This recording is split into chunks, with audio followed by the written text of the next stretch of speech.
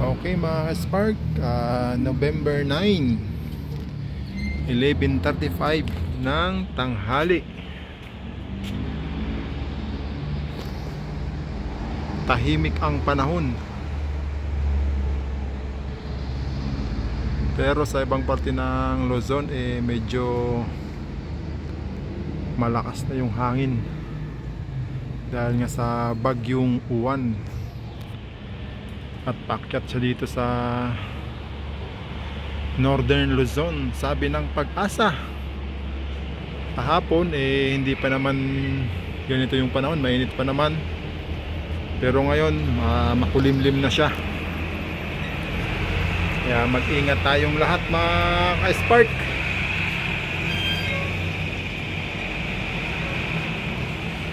Dahil malakas yung bagyo.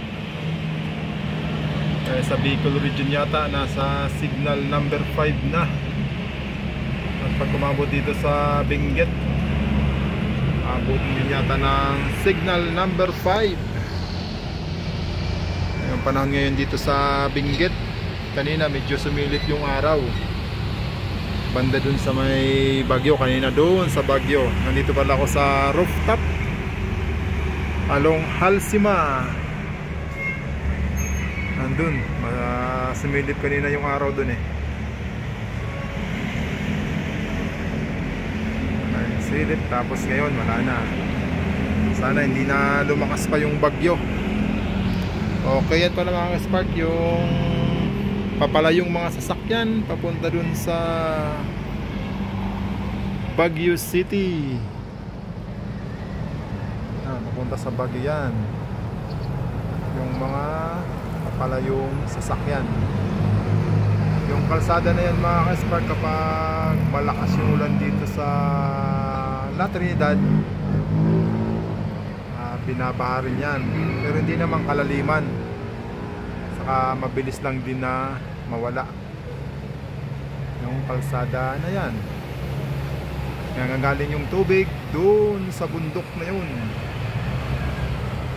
yung bundok na yan. Kasi sabi ng iba dyan na nakarating dyan, may ginagawa raw na subdivision. Yung kabila niyan ay nasa parte yan ng Baguio City.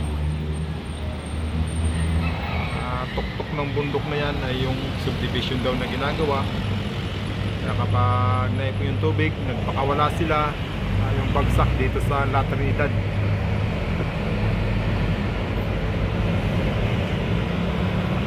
So, ito naman yung harap na kung saan ako tumutuloy. Kaya yung kinakatakutan lang na dito sa Benguet ay yung landslide at sa iba pang bulubunduking bahagi ng Pilipinas. Pag ganitong lugar yung landslide yung kinakatakutan. Yun nga, yung nakarang linggo sa Cebu, yung malakas yung bagyo. Tapos nung 1 week, wala pa yatang 1 week, dito naman yung Luzon naman, halos malawak yung bagyo. Kaya pati Visayas sa Mindanao, itong parte ng Mindanao halos tatamaan ng bagyo, yung buntot. Kaya parang uulanin din yung yung ibang parte ng Mindanao.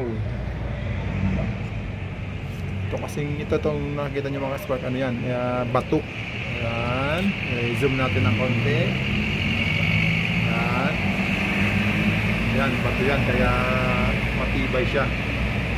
Dito dahil sa ibang parte dito lupa lang, kaya malakas yung ulan, matagal na yung ulan, hindi na, wala nang magsisip-sip, yun, nagkakaroon na siya ng landslide.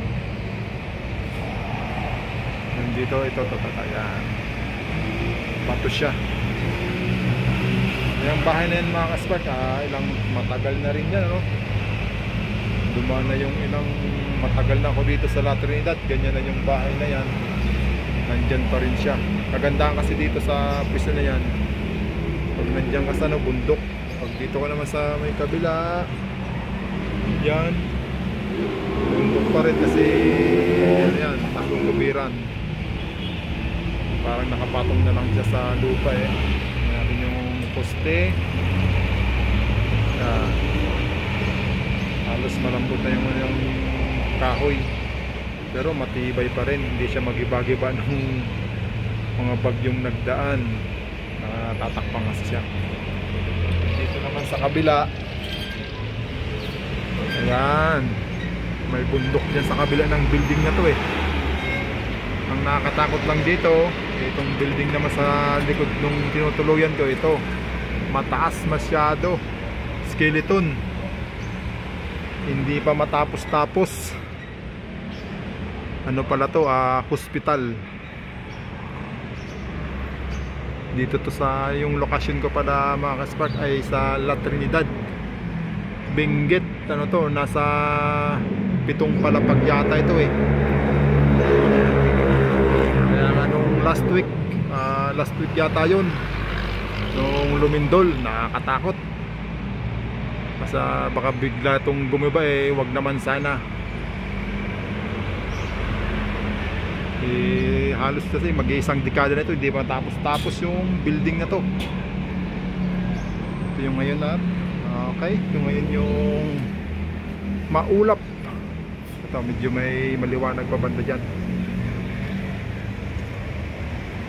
Tumatiming, sana hindi na lumakas.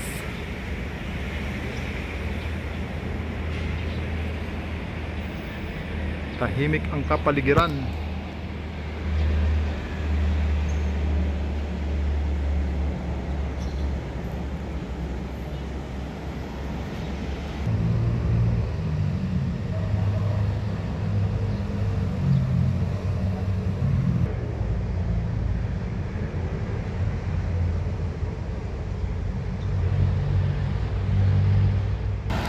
Okay, po tayo dito sa swing.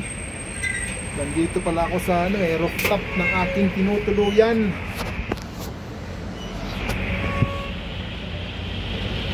Yan, papunta dyan yung di kasi makita eh. Baba tayo mga kaspark, ano?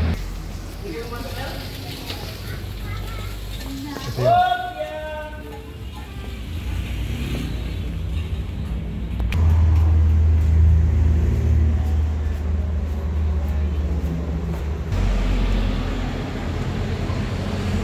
Okay, dito ako mga spark sa mismong gilid ng Halsima.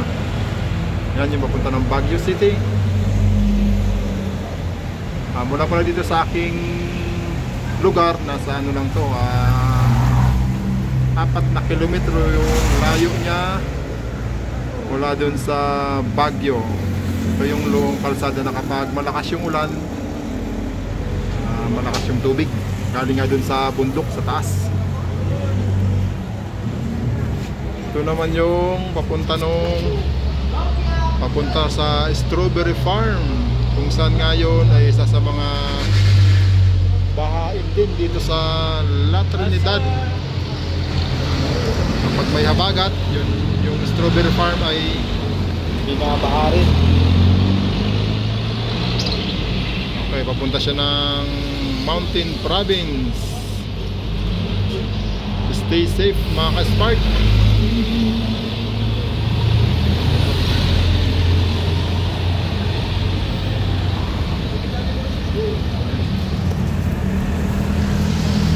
Marami pang mga sasakyan, may mga turista pang dumadaan kanina eh, papunta dyan sa Strawberry Farm. Marami pang mga tourist na masyal. Tulad nung nakarang buwan, mayroong mga tourist na nabagsakan dun sa may Marcos Highway. Kaya ingat-ingat sa ating mga manlalakbay. Okay, hanggang sa muli mga smart. Update tayo sa Typhoon 1.